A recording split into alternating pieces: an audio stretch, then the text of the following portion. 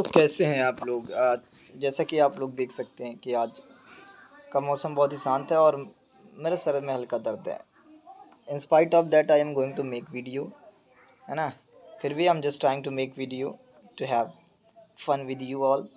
Okay, so for your kind information, I just want to tell you one thing, that the winter is coming soon, and so it's a winter season.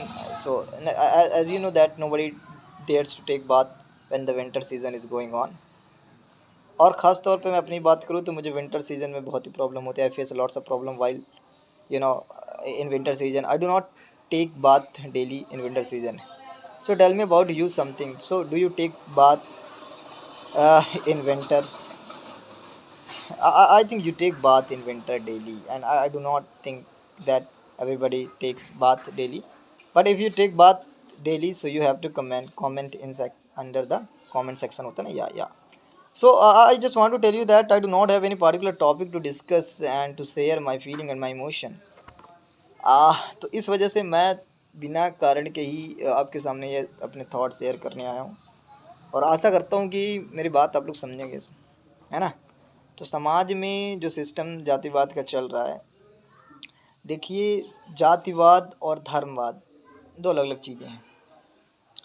मैं एक simple सी बात पूछूंगा, जो हिंदू हिंदू की बात करते हैं या जो मुस्लिम मुस्लिम की बात करते हैं, अपने धर्म अपनी जाति को सर्वोपरि रखते हैं, ये क्लाइमैक्स, उनको ये पता होना चाहिए आज के समय में जाति केवल दो है, एक अमीर और दूसरा गरीब, और कुछ नहीं।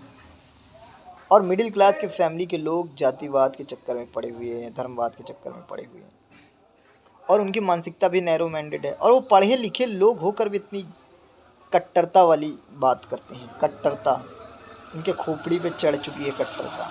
समझा क्या? अब मैं आपको बताऊं, जैसे कि मान लो मुसलमान भारत में ना होते तो क्या ये हिंदू आपस में ना लड़ रहे होते हैं? ये तब पर भी लड़ रहे होते मेरे भाई, ये आपस में तब पर भी लड़ रहे होते हैं। समझा क्या? और यदि यदि मुसलमान भारत में ना होते तो यह जातिवाद में हिंदू तो लड़ ही रहे होते हैं, ठाकुर ब्राह्मण यादव ठाकुर ऐसे करके। ये कभी ना जाता। ये मानसिकता हटाने के लिए सबसे पहले यहाँ जातिवाद हिंदुओं में ख़त्म करना पड़ेगा। जातिवाद कैसे ख़त्म होगा? जातिवाद ख़त्म करने के लिए सबसे बड़ी चीज़ है कि जो शेड्यूल कास्ट, ओबीसी, बैकवर्ड, ये सारे सिस्टम है ना, जाति का, इनका टाइटल ही हटा दो। कौन किस जाति का, एक नया सिस्टम तैयार कर दो, सब आपस में विवाह करें, ना सिस्टमेटिक, ना कोई किसी की जाति होगी, ना कोई नफरत होगा जातिवाद का, ना एजेंडा होगा, ना पॉलिटिक्स जातिवाद पे बनेगी।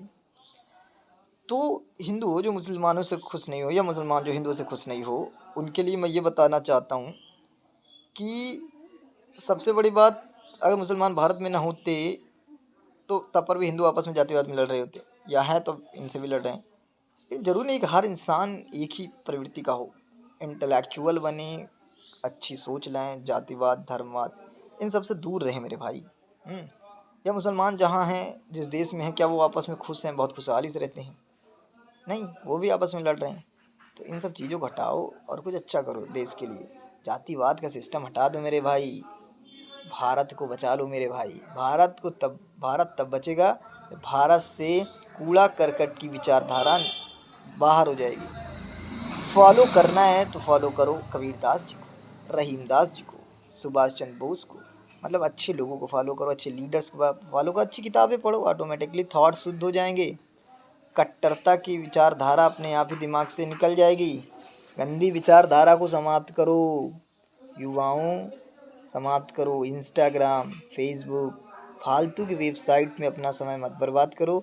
अपने करियर में अपना समय लगाओ, अच्छी किताबें पढ़ो, अच्छे बनो, सकारात्मक रहो, दूसरे को भी सकारात्मक करो। खुद अगर नकारात्मक रहोगे तो तुम्हारे वजह से 4 लोग और नकारात्मक रहेंगे। आशा करते हैं कि आप मेरी बात को समझ पा रहे हैं। धन्यवाद। यहीं से अपनी बात में समाप्त करता हूँ मेरी जान।